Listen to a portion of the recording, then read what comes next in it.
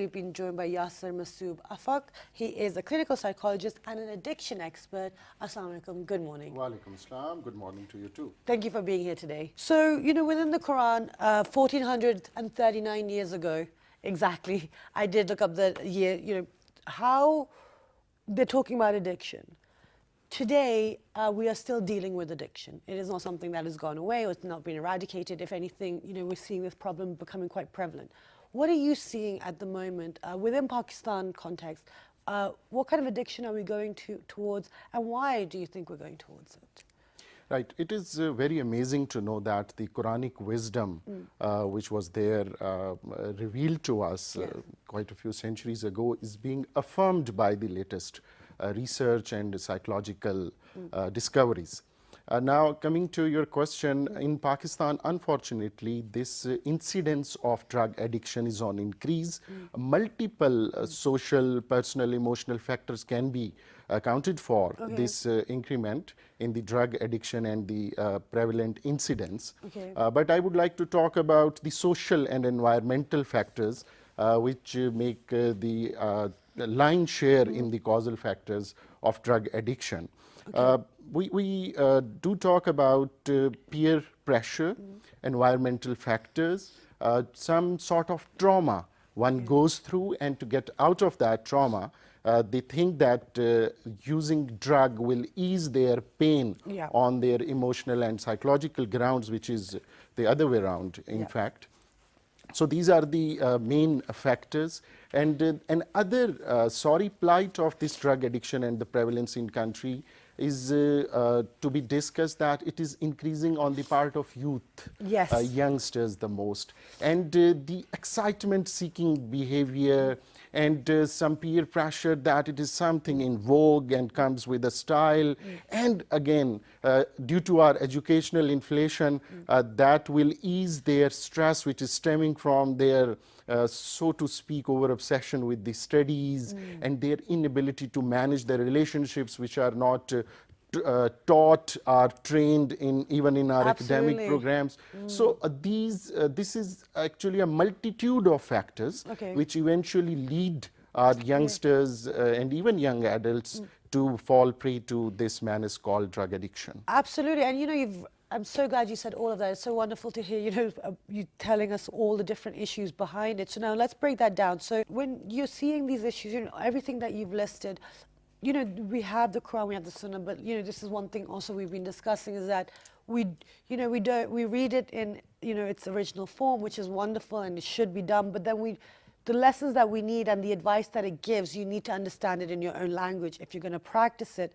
But how do you then, with this increase in youth, going towards addiction because of all the different stresses and pressures you've mentioned, what can they do? Like, what is the solution out there? Because I don't want to be negative on a Friday. It is a very important situation, but let's give solutions. How do you handle it? Being psychologist, it is said that we need to be incurably optimistic. So I will vindicate your intention to stay positive. Great, thank you. We can't come up with one line or one size fits all approach or solution when it comes to drug addiction.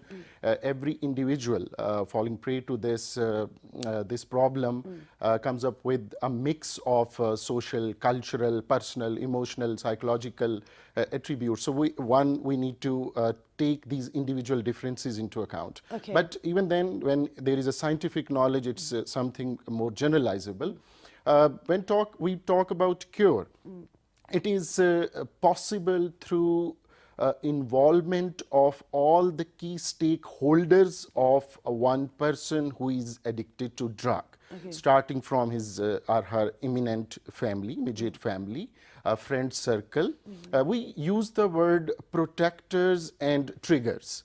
So we need to understand what are the triggers, what are the motivators when it comes to using or abusing drugs or substances. It might be peer pressure, it might be stress, or it might be any other factor like that. But when we talk about protectors, it is parents, it includes those friends who have a positive influence on that person. It is again our religious teaching being imparted in a practical way, while showing the wisdom more than ilmul kalam, or more than just a count of words. This is the spirit of our religious knowledge and its dissemination. So this thing constitutes one approach which is called community reinforcement approach, CRA. Excellent. So we have to involve the entire community around a drug addict to get a dependable cure. Okay, wonderful. And you know, you've highlighted some really key points there, and this is for both of you guys as well, that you've mentioned discipline in the home. You mentioned the role of the parents because they're a protector. So Yasir, then, how do we maneuver within this situation? Because there's so many elements that parents keep in their mind, which then kind of puts their child's wellness on the back foot. So how do we deal with this?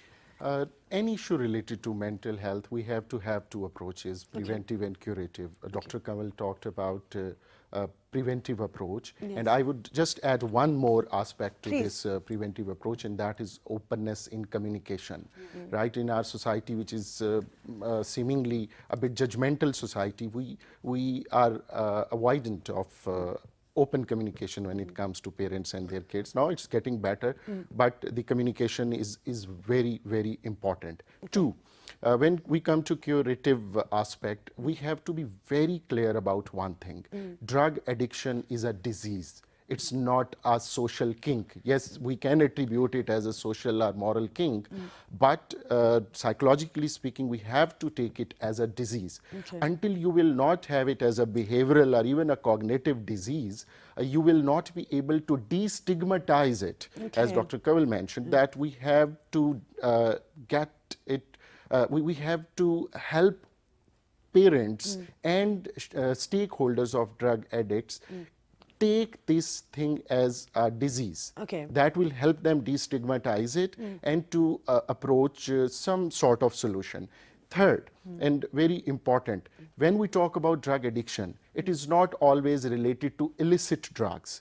Rather, some legal, legitimate drugs which are available. Even OTC, unfortunately, we are not much regulated when it comes to pharmaceutical or pharmacological practices in our country. So we can go and we can talk, we can take benzodiazepine even without the prescription. You can get really strong ones here, which is really shocking. Indeed. And we see quite a lot of patients who may come to us with their problems related to anxiety and depression. But when we further probe into the issues, we see that they are taking some benzodiazepines for last 1 year or 2 year or even 3 years without even prescription. So we have to understand that as well. If our kids, you think that our kids need proper sleep, even parents ask them to take half a pill and get better sleep without prescription. So it is again this social education needs to be imparted. Absolutely, that's really some very important points being raised today. I'm so glad. Going forward, actually, yes, I want to ask one more question. You were talking about the peer pressure, because a lot of times, you know, we are taught this. Parents do tell you, and they tell you gradually from young, don't steal, don't do drugs. These are the things why they're bad.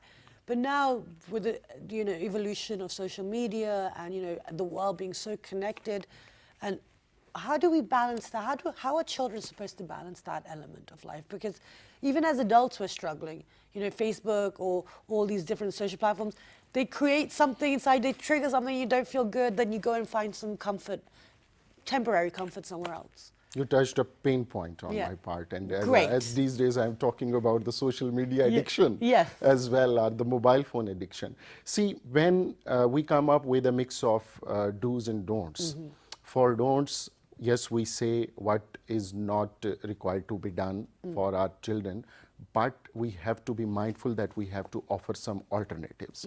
And the foremost alternative which I prescribe to my patients, our coaches, is to go for some physical exertion, exercise, sports, and healthy lifestyle modifications. And this is diminishing very rapidly from owing to the addiction to our gadgets and the digital media. And secondly, maybe again I would talk about some over-perceived pressure when it comes to studies. So for us, the sports and physical exercise and lifestyle modification related to your behavioral aspects, they have gone to the back burner. Sorry, Yasir, you want to finish your point? Just one more thing. Yes. You talked about wellness. I like to state one thing wherever I get a chance. Please. And that is the absence of illness is not wellness, right?